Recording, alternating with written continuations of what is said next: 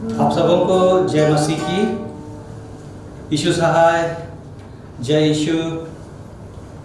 परमेश्वर को फिर से धन्यवाद देते हैं कि हम लोगों को उसने बहुत ही सुंदर मौका दिया है कि हम लोग उसकी आराधना स्तुति करें।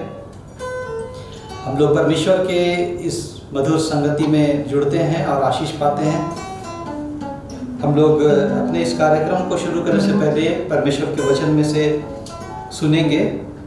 वो हम लोगों को मिलता है मत्ती रचित सुसमाचार, उसका 4वां अध्याय और उसका 4वां पद, जहाँ इस प्रकार लिखा है।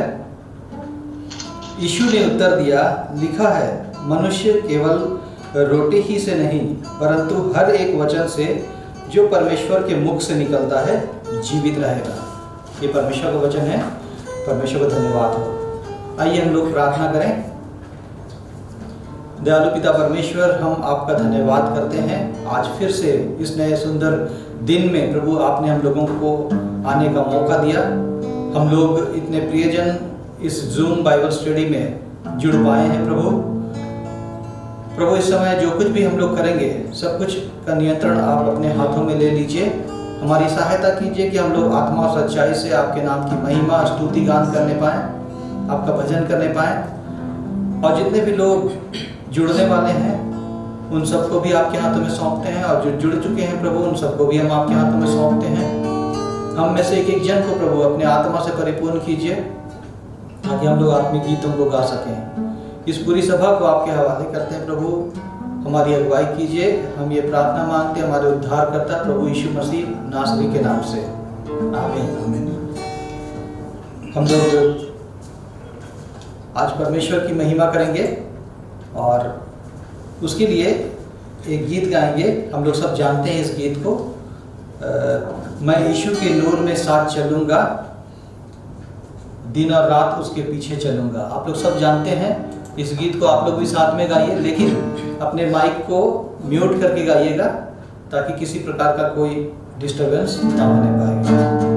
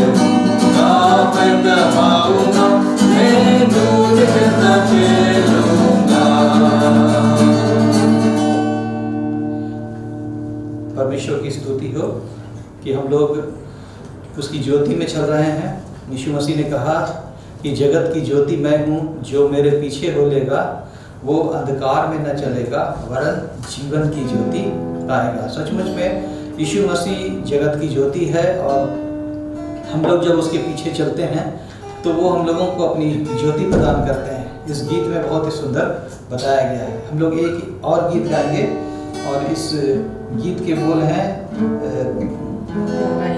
प्यारा यीशु है महान। ये गीत आप भी जानते हैं, आप साथ में गाइए और परमेश्वर की महिमा कीजिए।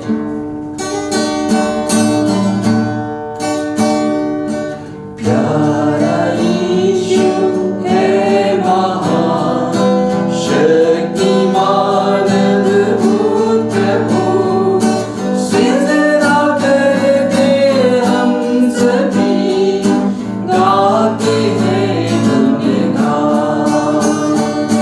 प्यारा यीशु है महान, शक्तिमान अद्भुत प्रभु,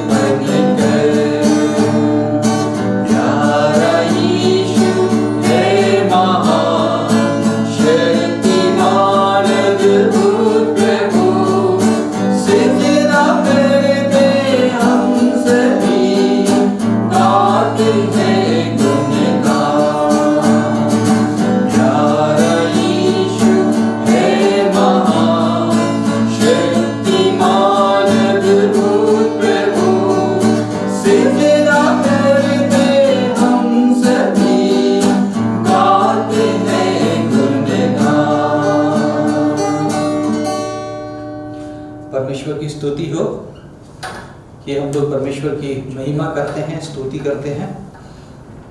हम लोगों ने जो वचन अभी पढ़ा था कि यीशु मसीह ने कहा था कि मनुष्य केवल रोटी से ही नहीं लेकिन हर एक वचन से जो परमेश्वर के मुख से निकलता है जीवित रहेगा। तो सचमुच में मेरे प्रियो, परमेश्वर का वचन हमारे लिए आत्मिक भोजन है और उसको खाने के लिए हम लोग यहाँ पर मौजूद हैं और तैयार हैं। और बहन नीलम इसमें हमारी अगुवाई करेंगी, जो पिछले दिनों रोमियो की पत्री में से अध्ययन करा रही हैं और बहुत अच्छा अध्ययन हम लोग को जा रहा है, गहरी बातों को हम लोग सीख रहे हैं। आइए हम लोग उनसे आज फिर रोमियो की पत्री में से सीखेंगे। तो बहन, ये समय है आपका। बहुत बहुत धन्यवाद भाई विद्युत, और एक बार फिर से आप सभी का बहुत बहुत स्वागत है। मैं आशा करती हूँ कि आपको पिछले से पिछले मंगलवार को जो हमने सीखा था रोमियो के पत्री अध्याय 6 से, उसकी बातें याद होंगी। और जो भी वचन की बातें पिछले दिनों हमने सीखा, अगर आपको याद है और आपने समझा है तो आप अपना थम्स अप करके भी हमें इशारा कर सकते हैं, हमें बतला सकते हैं। तो हमें अच्छा लगेगा कि जो कुछ हम लोग यहाँ पर अध्ययन कर रहे हैं वो आपके समझ में बातें आ रही हैं, समझ रहे हैं और बाइबल को पढ़ने में आप लोगों को आसानी हो रही है। एक बार हल्का सा संक्षेप में मैं दोहराना चाहूँगी ताकि अगर कोई नए जुड़े हैं तो उनके लिए भी ये बातें एक बार फिर से नए तरीके से उनको सुनने को मिल जाएंगी। ये बातें जो हमने रोमियो के पत्र अध्याय 6 उसके पद 1 से 14 का अध्ययन किया था और इसमें हमने जो शीर्षक रखा था वो था पाप से धार्मिकता की ओर, फ्रॉम सिन टू राइचियसनेस। और इसमें हमने यही चर्चा की, यही देखा कि जब यीशु मसीह के नाम से हम लोग बपतिस्मा लेते हैं तो हमें यीशु मसीह के क्रूस का बपतिस्मा हम लोग लेते हैं और हमारा पुराना मनुष्यत्व जो है वो मिट जाता है और हम एक नए मनुष्यत्व को धारण कर लेते हैं, हमारा जीवन नया हो जाता है। और जब हम बपतिस्मा के इस अर्थ को समझ लेते हैं अपने जीवन में तो किस प्रकार से हम अपने शरीर को अधर्म के हथियार से बचाएं और किस प्रकार से हम धार्मिकता के हथियार को अपने जीवन में ग्रहण करें, इन बातों पर हमने चर्चा की थी। तो मैं विश्वास करती हूँ कि आप सब इस बात से अवगत हो गए हैं कि हम सब मसीह में एक नई सृष्टि है और पुरानी बातें बीत गई हैं, सब कुछ नई हो गई है। तो आइए हम आगे बढ़ते हैं और आज हम लोग रोमियो अध्याय 6 उसके पद 15 से 23 तक को अध्ययन करेंगे और हमारा विषय वही है, पाप से धार्मिकता की ओर। और इसके अंतर्गत एक और टाइटल मैंने लिया है, एक और शीर्षक मैंने लिया है इस खंड के मुताबिक, वो है पाप का अंत मृत्यु और धार्मिकता और आज्ञाकारिता का अंत धार्मिकता। जी हाँ, पाप का अंत या पाप का परिणाम मृत्यु और आज्ञाकारिता का अंत या आज्ञाकारिता का परिणाम धार्मिकता। और जब हम लोग इन पदों को पढ़ते हैं तो किन किन बातों को हमें जानने को मिलता है और इसको हम लोग देखें। और विशेष करके संत पौलुस जो है रोमियो के विश्वासियों को इन पदों के माध्यम से क्या संदेश दे रहे हैं, इन पर आइए हम लोग चर्चा करते हैं। और मैं उम्मीद करती हूँ कि आप सबके हाथ में बाइबल है इस समय, बाइबल है, नोटबुक है, पेन या पेंसिल है। जरूर करके आप लोगों के पास में ये 3 चीजें अवश्य होंगी, बाइबल, नोटबुक और पेन या पेंसिल। तो हम लोग एक एक करके, हो सकता है कि वचनों को ना पढ़ें क्योंकि समय कम है, लेकिन हम लोग ध्यान देंगे और आप लोग अंडरलाइन ज़रूर कर लें या उन पदों को ज़रूर से आप नोट कर लें, लिख लें।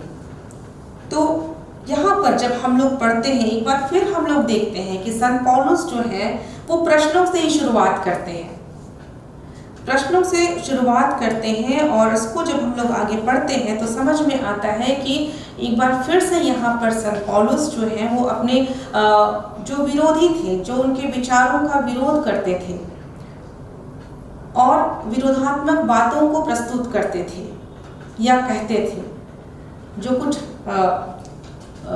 संत पौलुस उनको शिक्षा देते थे उसको वो लोग गलत तरीके से उसका अर्थ निकाल करके जो गलतफहमी उनके अंदर में थी उसको वो लोग लोगों के बीच में कहते थे। और इसलिए यहाँ पर हम देखते हैं कि एक बार फिर से संत पौलुस जो है उनकी उस गलतफहमी को दूर करते हुए इस पत्र को लिखते हैं।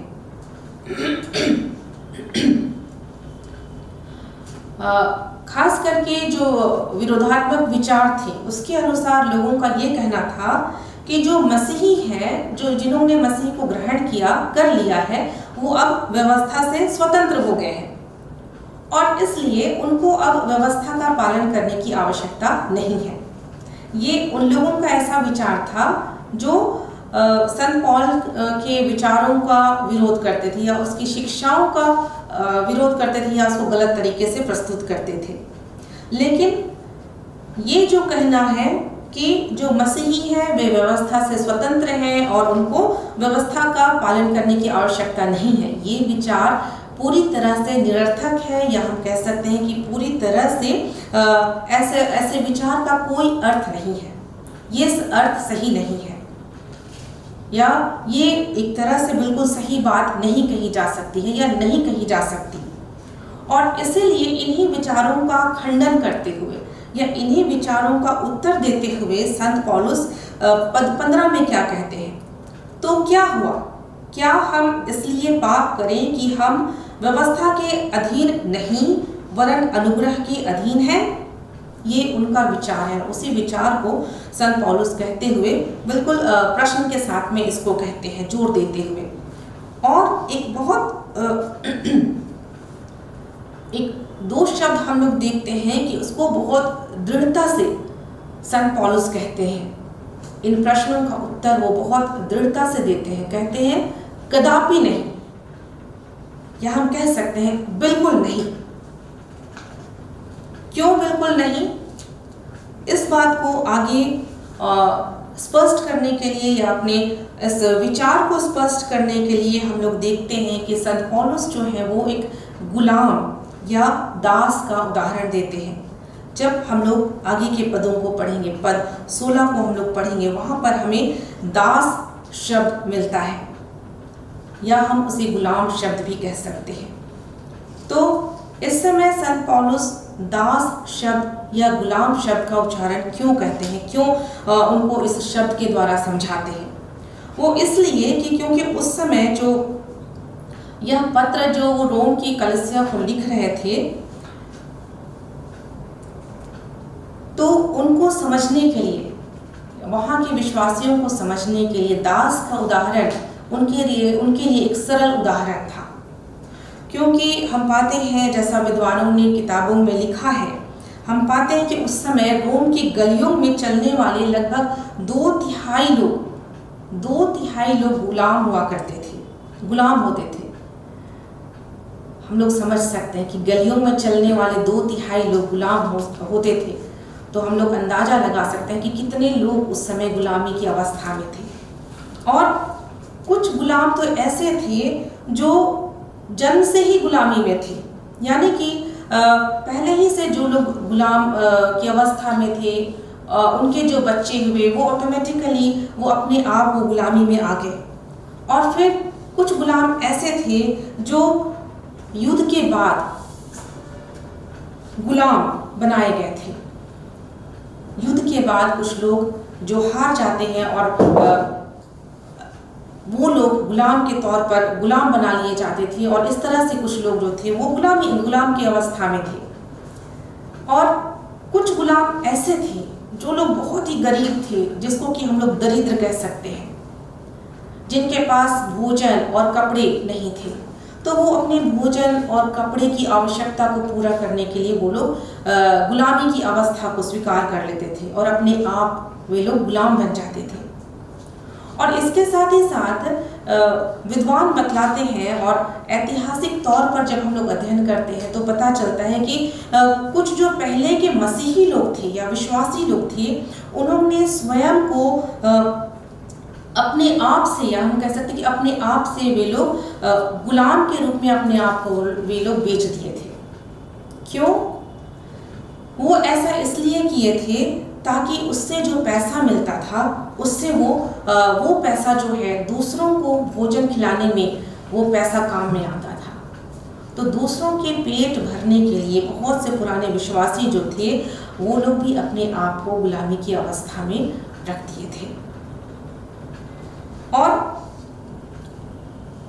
संत पौलुस का बतलाने का एक उद्देश्य यह भी है, और वो ये बतलाते हैं कि उस समय जो था, जो एक गुलाम हुआ करता था, उसका सिर्फ और सिर्फ एक ही स्वामी होता था। एक गुलाम के अनेकों स्वामी नहीं होते थे, लेकिन गुलाम का स्वामी एक ही होता था।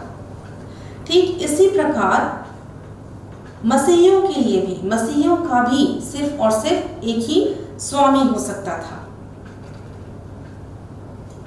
और इसलिए वचन यहाँ पर बतलाता है कि या तो वे जो है वे या तो पाप के दास हो सकते थे या फिर धार्मिकता के दास हो सकते थे। तो उनका स्वामी, मसीहियों का स्वामी या तो पाप हो सकता था या फिर धार्मिकता। और इसी बात को 16 से लेकर के 18 तक में हम लोग पाते हैं। और जब आप पढ़ेंगे तो पाएंगे कि धार्मिकता के दासत्व में होना सबसे महान स्वतंत्रता हो सकती है। क्यों? धार्मिकता के दासत्व में होना सबसे महान स्वतंत्रता हो सकती है। क्यों? क्योंकि हमारी धार्मिकता जो है वो स्वयं यीशु मसीह से है। जी हाँ, किसी और से नहीं, लेकिन वो स्वयं यीशु मसीह से है। जैसा कि पहला कोरिन्थ उसका पहला अध्याय और पद 30 को हम लोग देखते हैं। 30 में वचन कहता है, परंतु उसी की ओर से तुम मसीह यीशु में हो, जो परमेश्वर की ओर से हमारे लिए ज्ञान ठहरा, अर्थात धर्म अर्थात धार्मिकता और पवित्रता और छुटकारा। तो ये सारी चीजें जो है वो हमें यीशु मसीह में ही प्राप्त होती हैं, मिलती हैं। और इसीलिए हम जो है सिर्फ और सिर्फ हमारा स्वामी, एक मसीही का स्वामी जो है वो स्वयं यीशु मसीह है। और यीशु मसीह के स्वामी होने की बात को हम लोग एक और जगह में देख सकते हैं, क्योंकि मत्ती 6 उसके 24 पद में हम लोग देखेंगे। मत्ती 6 अध्याय उसके 24 पद में हम लोग देखेंगे कि एकमात्र स्वामी ही यीशु मसीह क्यों है और क्यों हम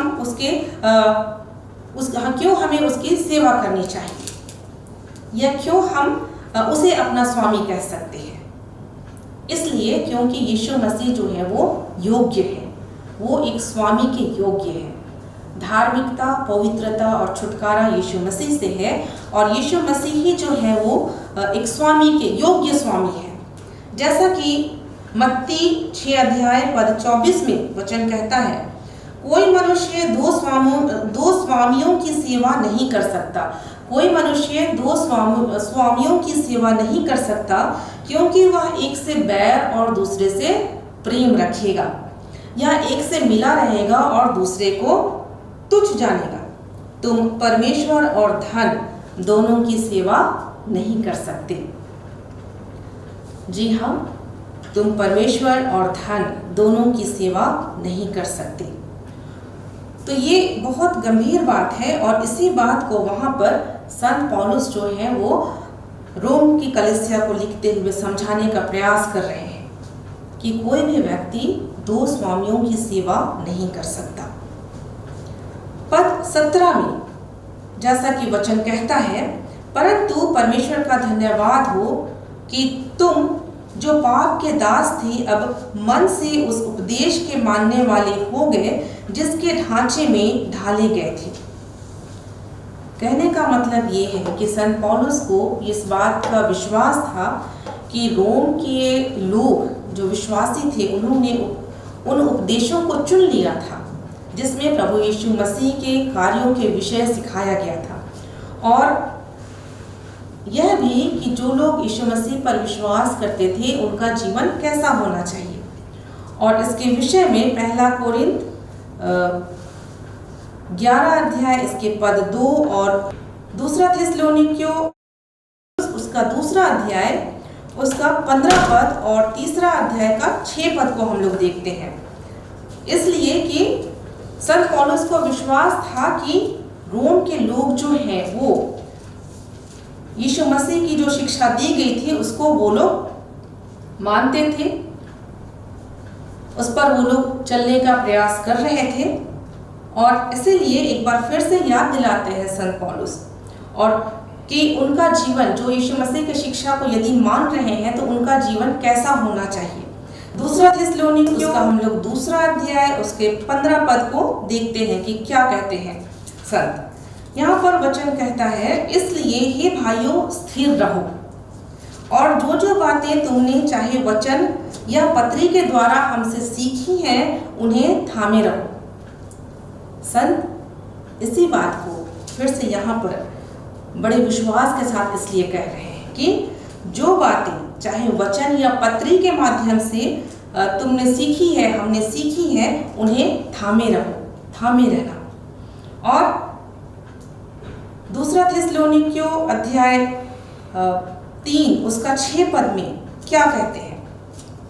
हे भाइयों, हम तुम्हें अपने प्रभु यीशु मसीह के नाम से आज्ञा देते हैं कि तुम हर एक ऐसे भाई से अलग रहो जो अनुचित चाल चलता और जो शिक्षा उसने हमसे पाई उसके अनुसार नहीं करता। तो संत पौलुस साफ साफ विश्वासियों को हिदायत भी देते हैं कि ऐसे भाई से अलग रहो जो अनुचित चाल चलता है और जो शिक्षा उसने हमसे पाई उसके अनुसार नहीं चलता। तो इन्हीं बातों को संत यहाँ पर पद 17 में कहते हैं विश्वास के साथ कि प्रभु का, परमेश्वर का धन्यवाद हो कि तुम जो पाप के दास थे अब मन से उस उपदेश के मानने वाले हो गए जिसके सांचे में ढाले गए थे। जी हाँ, इसके आगे हम लोग जब बढ़ेंगे तो हम लोग पाएंगे कि संत इस बात को भी स्पष्ट करना चाहते हैं कि इसका मतलब यह नहीं है।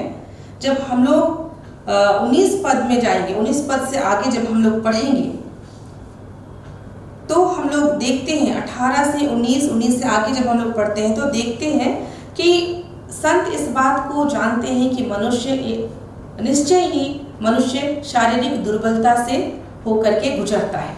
निश्चय ही हमारी शारीरिक दुर्बलताएं हैं, मानसिक दुर्बलताएं हैं और जिनके कारण हम लोग जो है पाप में गिरते पड़ते रहते हैं। जी हाँ, इसका मतलब यह नहीं है कि जो मसीही है वह कभी पाप नहीं करेगा, ऐसी बात नहीं है। और एक विश्वासी जो है उसके जीवन में पाप तभी प्रवेश कर सकता है, या एक विश्वासी या एक मसीही जो है वो पाप में तभी गिर सकता है जब वह यीशु मसीह की प्रभुता से दूर हो जाता है।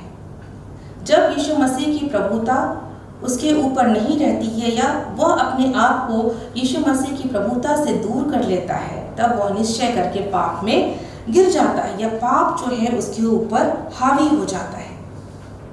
और जैसा कि मैंने पहले भी कहा, यहाँ पर संत गुलाम या दास का उदाहरण देकर के बतला रहे हैं कि पाप के होने का अर्थ है गुलामी। अगर किसी भी प्रकार से मनुष्य जो है वो पाप में पड़ जाता है या पाप का दास हो जाता है तो वह उसका गुलाम हो जाता है, गुलामी करता है, पाप की गुलामी करता है। और पाप की दासत्व जो है, पाप की दासत्व एक अविश्वासी को धार्मिकता के नियंत्रण से, उसके कंट्रोल से बाहर कर देती है। कहने का मतलब यह है कि ऐसा व्यक्ति जो पाप का दास है या पाप का गुलाम है, वह पाप रहित जीवन जी ही नहीं सकता है, वह पाप के बगैर जीवन जी ही नहीं सकता है। और ऐसी स्थिति में आत्मिक मृत्यु में वह परमेश्वर से अलग हो जाता है, जैसा कि पद 21 में जब हम लोग पढ़ेंगे तो पाएंगे, क्योंकि उनका अंत तो मृत्यु है। पूरे पद को जब हम पढ़ेंगे तो वहां पर लिखा है कि अतः जिन बातों से तुम लज्जित होते हो उनसे उस समय तुम क्या फल पाते थे, क्योंकि उनका अंत तो मृत्यु है। जी हाँ, पाप का अंत तो मृत्यु है। और इसलिए हम लोग जब आगे बढ़ते हैं और अंतिम पद में जब हम लोग देखते हैं 22 और 23 पद में बहुत गंभीर बात लिखी हुई है। वहां पर संत इस बात को स्पष्ट करते हैं, जैसा लिखा है, परंतु अब पाप से स्वतंत्र होकर और परमेश्वर के दास बनकर तुमको फल मिला जिससे पवित्रता प्राप्त होती है और उसका अंत अनंत जीवन है, क्योंकि पाप की मजदूरी तो मृत्यु है, परंतु परमेश्वर का वरदान हमारे प्रभु यीशु मसीह में अनंत जीवन है। जी हाँ,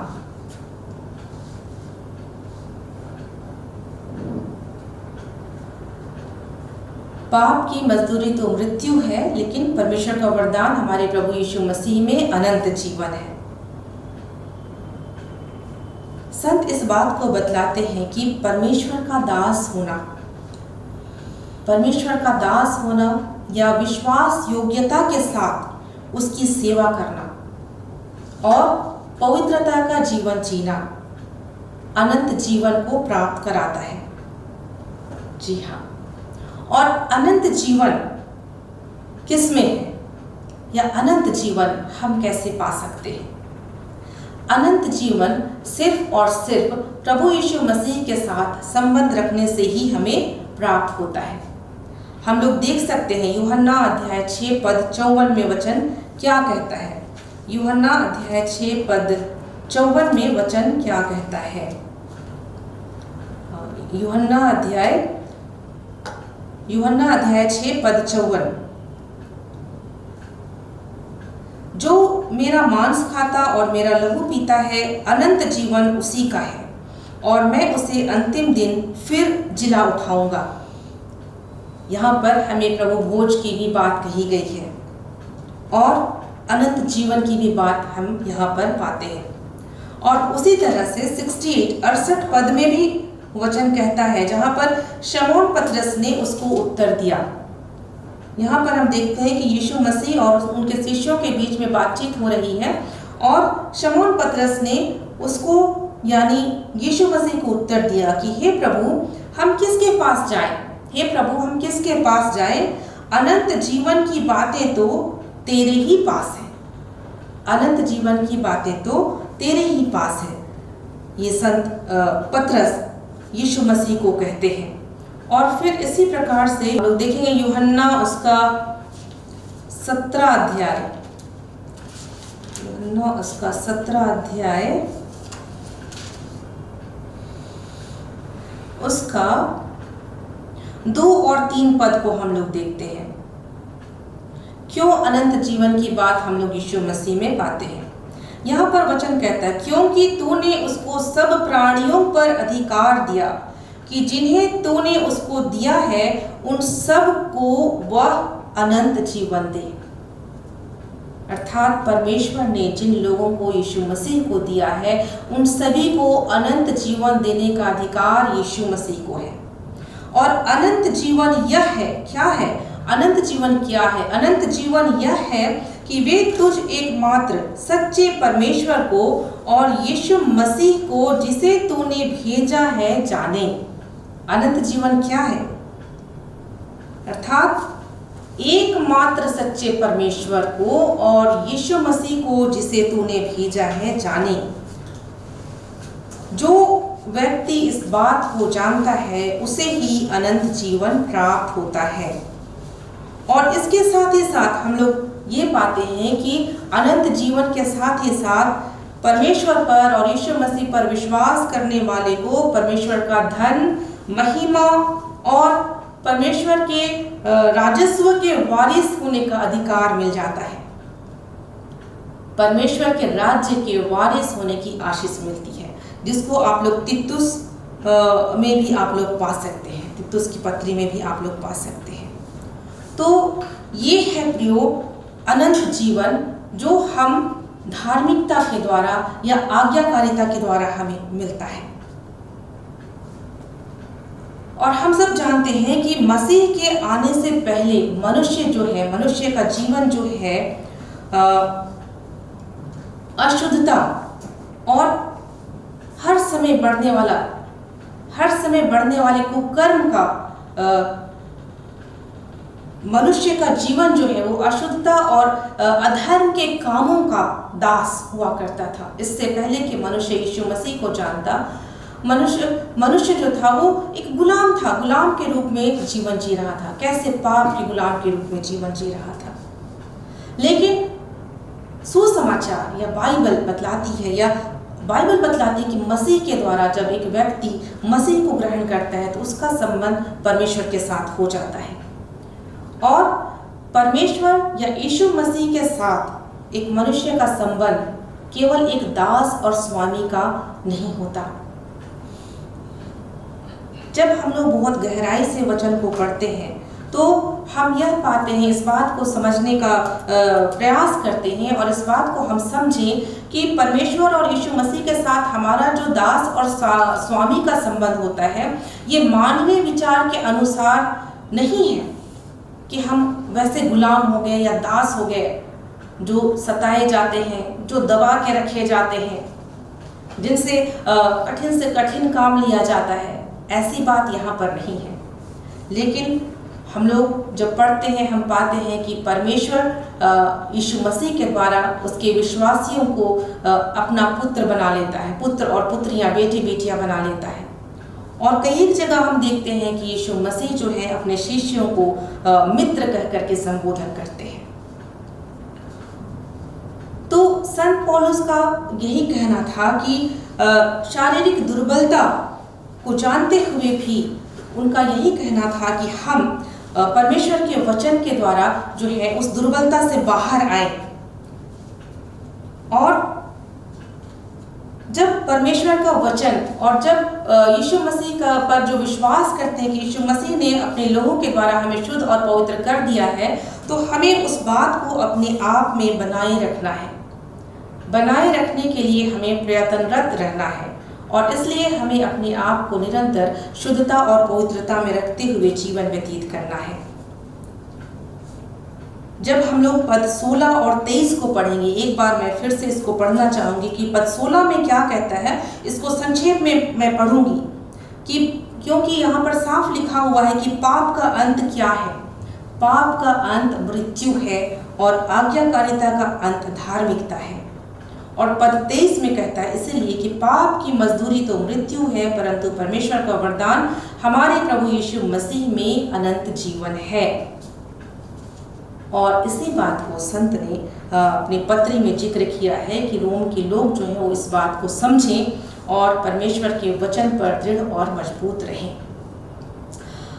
मित्रों, मैं सरल तौर पर एक हल्का सा जैसे उदाहरण के तौर पर मैं कहना चाहूँगी कि जिन बातों को हम लोग साधारणतः अपने व्यवहारिक जीवन में भी हम लोग बात करते हैं और हम सब अपने समाज में देखते हैं कि एक शराबी व्यक्ति पहले वो स्वयं शराब को पीता है।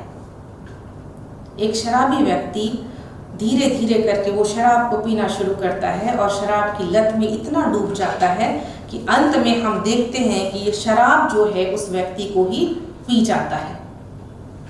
ये बिल्कुल व्यवहारिक बात है, सामाजिक बात है, जिसको हम सब प्रत्येक दिन अपने जीवन में देखते हैं और ऐसा बहुत सारा उदाहरण हम लोग को मिल जाता है। और न केवल शराब, लेकिन पाप का ऐसा कोई भी काम जो है, जब वो मनुष्य को अपनी गिरफ्त में ले लेता है, काबू कर लेता है, अपने नियंत्रण में ले लेता है, तो वह मनुष्य जो है वो उसका दास हो जाता है। और सबसे बड़ी बात है कि परमेश्वर की आज्ञा का उल्लंघन करना ही पाप के दास हो जाना है। और इसके साथ ही साथ कई एक बात हम लोग जो मैं हो सकता है मैं पिछले अध्ययन में भी मैंने कहा होगा कि बहुत सी व्यवहारिक बातें हैं जो हम प्रत्येक दिन अपने जीवन में दोहराते हैं। मैं उन बातों को कहना चाहूँगी कि शायद हम सोचते हैं कि ये पाप नहीं है, लेकिन कभी कभी शिकायत करने की आदत, चुगली करने की आदत, या किसी के पीठ के पीछे उसके विरुद्ध में बोलने की आदत, फिर खुद की गलतियों को ना देखकर सिर्फ और सिर्फ दूसरे की गलतियों को देखते रहने की आदत, ये सारी आदतें ऐसी बुरी आदतें हैं जो धीरे धीरे व्यक्ति के स्वभाव को बिल्कुल नकारात्मक विचारों की ओर ले जाती हैं और उसका व्यवहार या उसका स्वभाव जो है ऐसी आदतों की गिरफ्त में चला जाता है, वो उसका दास हो जाता है। जबकि ये सब कुछ परमेश्वर की आज्ञा के विरोध में है, परमेश्वर की इच्छा के विरोध में है। और इसीलिए मनुष्य का जीवन भी बहुत ज़रूरी है कि छोटी छोटी बातों में भी जब वो पाप का दास हो जाता है तो उसके जीवन से धार्मिकता बिल्कुल ही मिट जाती है तो इसलिए सतर्क होकर के, संभल करके जीवन जीना अत्यंत आवश्यक है।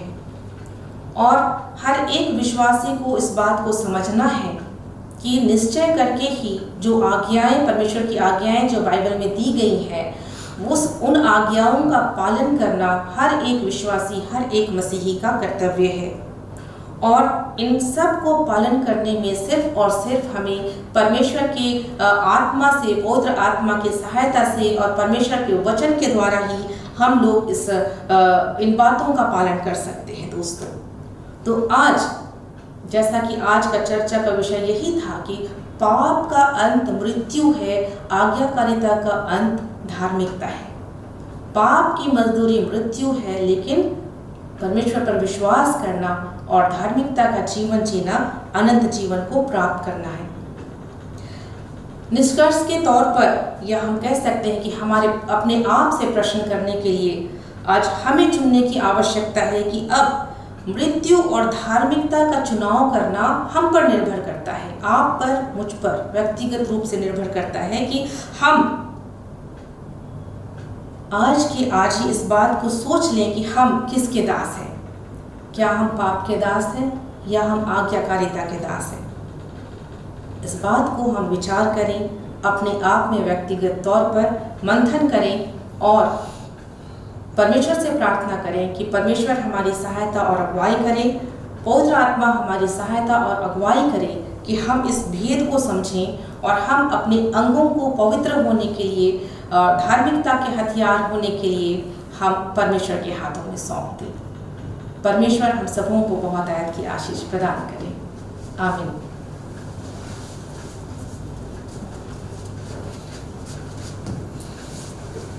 परमेश्वर को सारी महिमा मिले।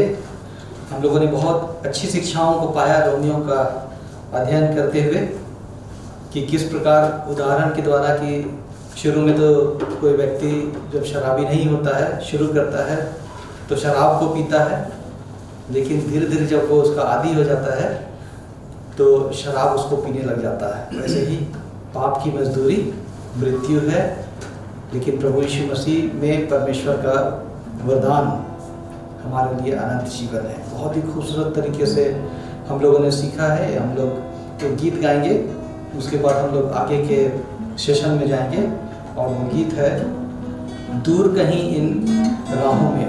बहुत ही खूबसूरत गीत है। आप लोग प्रार्थना पूर्वक इस गीत को गाएं, सुने और परमेश्वर की महिमा करें। आइए हम लोग इस गीत में आगे बढ़ते हैं। दूर कहीं राहों में हो जाओ तुम जो अकेले, याद रखना कोई है साथ चलता है। दूर कहीं है यारों में जहाँ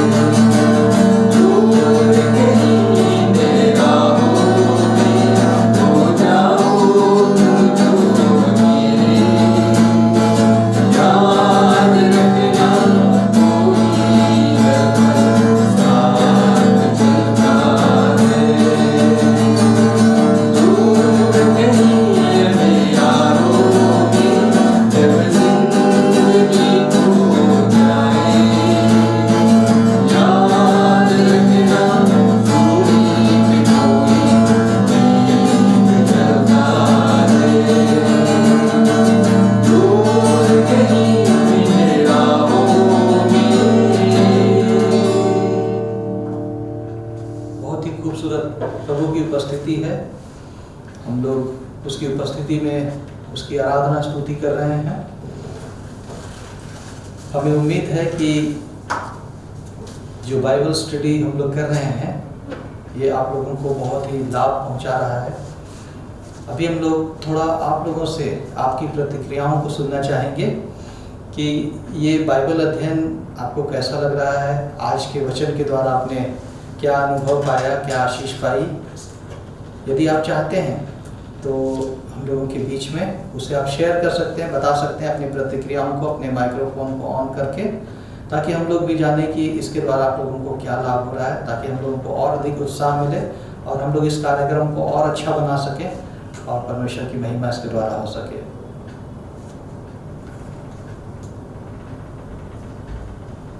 मिसेस मेरखा आंटी हम लोगों से कुछ कहना चाह रही हैं। परमेश्वर पिता को बहुत धन्यवाद या सुंदर मीटिंग के लिए। आज हम लोग एक और नया चैप्टर को अध्ययन किए और अच्छा लगा। अनंत जीवन के बारे में, अनंत जीवन के बारे में जब हम नहीं जानते थे तो बहुत सारे पाप में गिर जा रहे थे, नहीं समझ रहे थे, लेकिन आज और अच्छी तरह से हमारी बेटी समझाई तो समझ में थोड़ा और अधिक आया कि हमको पाप का परिणाम तो मृत्यु है और आज्ञाकारी धार्मिकता है। तो आज हमें धार्मिकता में जाने के लिए प्रभु के साथ, उसके वचन के साथ उसकी आज्ञाओं को मानना है।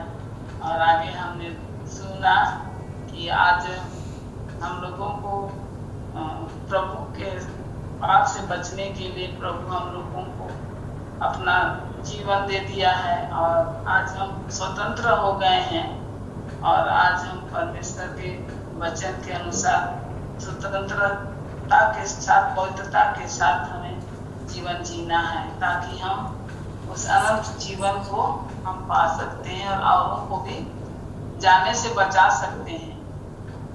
यह मेरा छोटा सा धन्यवाद का शब्द है। बहुत धन्यवाद आप सबको, आपका टीम को बहुत धन्यवाद। और बहन नीरजा भी बता रही हैं अपनी प्रतिक्रिया। सुंदर वचन के लिए बहुत बहुत धन्यवाद।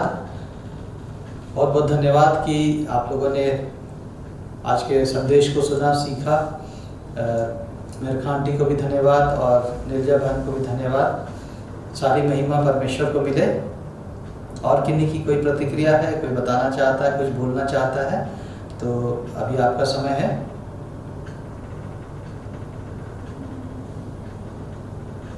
आज परमेश्वर को धन्यवाद देता हूँ मैं। प्रभु यीशु मसीह के मधुर नाम में आप सभी को जय मसीह की।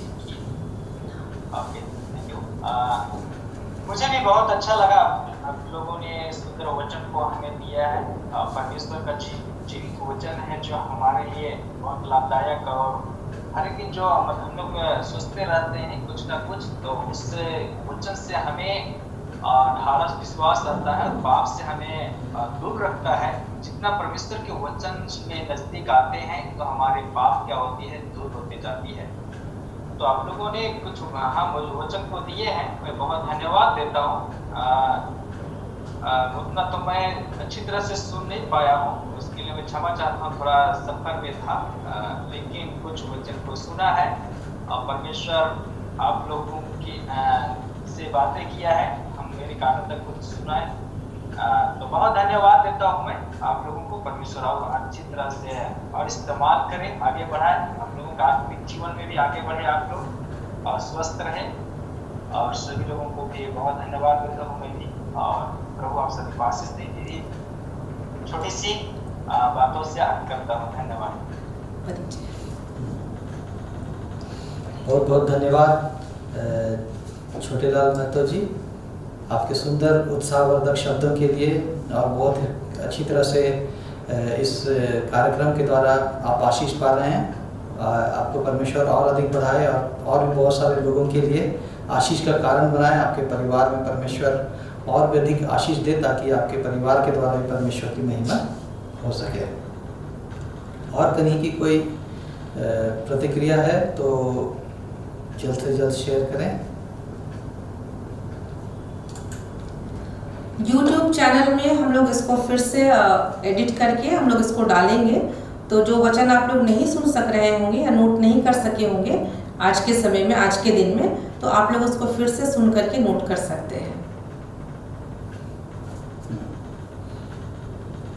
तो बहुत बहुत धन्यवाद आप लोगों का। आइए हम लोग अब प्रार्थना के समय में जाएंगे। आप लोगों से एक निवेदन है कि यदि आप लोगों का कोई प्रार्थना निवेदन है तो कृपया एक दिन पहले या फिर उसी दिन पहले से ही आप लोग हमें प्रार्थना निवेदन व्हाट्सएप के माध्यम से दे दें, तो हम लोग सारे जितने भी प्रार्थना निवेदन हैं उनको हम लोग एक साथ सीरियल नंबर के साथ में लिख करके प्रार्थना करेंगे।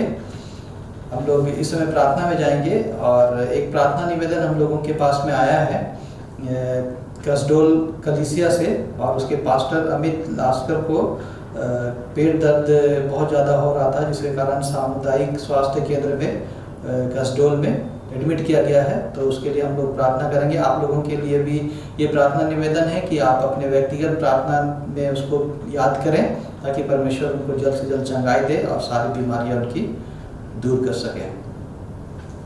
आइए हम लोग प्रार्थना करेंगे। अनुग्रहकारी दयालु पिता परमेश्वर, फिर से प्रभु हम आपको सारी महिमा देते हैं, क्योंकि आपके बिना हम लोग कुछ भी नहीं कर सकते हैं। आपने हम लोगों को अपने आत्मा की सामर्थ्य दी कि हम लोग आपके वचनों में से सीख पाए, आपके आत्मिक गीतों को गा पाए और प्रार्थना भी कर पाए और आपके दास दासी इस मीटिंग में जुड़ पाए। और प्रभु जी बहुत ही सुंदर हम लोगों की संगति हुई, ये आपके बिना संभव नहीं था, लेकिन प्रभु आपने हम लोगों के ऊपर में अनुग्रह किया। धन्यवाद देते हैं प्रभु। जितने भी आपके दास दासी, आपके बेटे बेटी इस जूम मीटिंग में जुड़े हुए हैं, उनमें से एक एक जन के जीवन में प्रभु अपने आशीष को उभेरिए। जिन किसी क्षेत्रों में प्रभु जी उनको परेशानियां हैं, दिक्कतें हैं, समस्याएं हैं, चाहे वो परिवार में हो, चाहे वो उनके व्यवसाय में हो, नौकरी में हो, या उनके शारीरिक किसी प्रकार की परेशानी है, प्रभु उन सबको आप उनके जीवनों में से दूर कर दीजिए और उनको एक अच्छा, खुशहाल और आनंदित जीवन प्रदान कीजिए। उन सारे समस्याओं के द्वारा आप अपनी महिमा को लीजिए और उनके जीवन में आश्चर्यकर्म कीजिए। पिता परमेश्वर, आप सामर्थी परमेश्वर हैं और कोई भी ऐसी चीज़ नहीं है जो आपके द्वारा प्रभु दूर नहीं हो सकती हैं, जो उनको परेशान करती हैं। प्रभु आप सहायता कीजिए। साथ ही आपके दास प्रभु अमित लास्कर को आपके हाथों में सौंपते हैं। आप सहायता कीजिए कि जो अभी अस्पताल में एडमिट है प्रभु, उनकी अवस्था भी कैसी है नहीं पता, लेकिन उनको कल पेट दर्द के कारण हॉस्पिटल में एडमिट किया गया था। निवेदन करते हैं प्रभु कि आप अपने चंगाई देने वाले लहूलुहान छिदे हुए हाथों से उनको स्पर्श कीजिए और उनकी सारी तकलीफ़ों को, बीमारियों को उनके शरीर से दूर कर दीजिए। और जो डॉक्टर उनका इलाज करते हैं उनको मार्गदर्शित कीजिए, उनको बुद्धि ज्ञान समझ प्रदान कीजिए कि बहुत ही सही तरीके से और सही दिशा में उनका इलाज कर सके, और जो दवाइयाँ और इलाज उनको दिया जाता है उनके शरीर पर अच्छी तरह से असर करे और वो स्वस्थ होकर के फिर से अपनी सेवकाई में लौटने पाएँ। उनके पूरे परिवार को भी आपके हाथों में सौंपते हैं जो उनकी सेवा में लगे हुए हैं। प्रभु आपका बहुत धन्यवाद करते हैं फिर से प्रभु आज के सुंदर वचन के लिए जो आपने हम लोगों को सिखाया है प्रभु, कि हम लोग पाप की गुलामी से छूट करके धार्मिकता के मार्ग में आगे बढ़ रहे हैं। और न सिर्फ प्रभु हम लोग आपके इन वचनों को सुनने वाले, सीखने वाले बने, बल्कि उनको अनुसार चलने वाले भी बनने पाए। ऐसी हमारी सहायता प्रदान कीजिए ताकि हम लोग और भी अधिक आपके धार्मिकता में आगे बढ़ते चले जाएं। और आने वाले समय में जब हम लोग जुड़ते हैं प्रभु, और भी अधिक लोग जुड़ें, और भी अधिक लोग इसके द्वारा आशीष प्राप्त कर सकें और नई नई गवाहियाँ प्रभु इसमें हम लोग सुन सकें लोगों के, और आपके नाम की महिमा के लिए हम लोग उन गवाहियों को दे सकें। धन्यवाद देते हैं। और अब हम लोग विदा होना चाहते हैं प्रभु एक दूसरे से। हम लोगों के साथ रहिए और अगले सप्ताह फिर से हम लोगों को जुड़ दें और नए जोश को प्रदान करने के लिए हम प्रार्थना करते हैं कि हमारी सहायता कीजिए। धन्यवाद के साथ इस प्रार्थना को मांगते हैं हमारे उद्धारकर्ता प्रभु यीशु नासरी के नाम से, आमीन। आप सबों को बहुत बहुत धन्यवाद। परमेश्वर आप लोगों को बहुत आज से आशीष प्रदान करे। अगले सप्ताह हम लोग फिर से मिलेंगे। सभी को जय मसीह की। जय मसीह। सभी को जय मसीह। जय मसीह। और आप सभी को बहुत धन्यवाद। जय मसीह।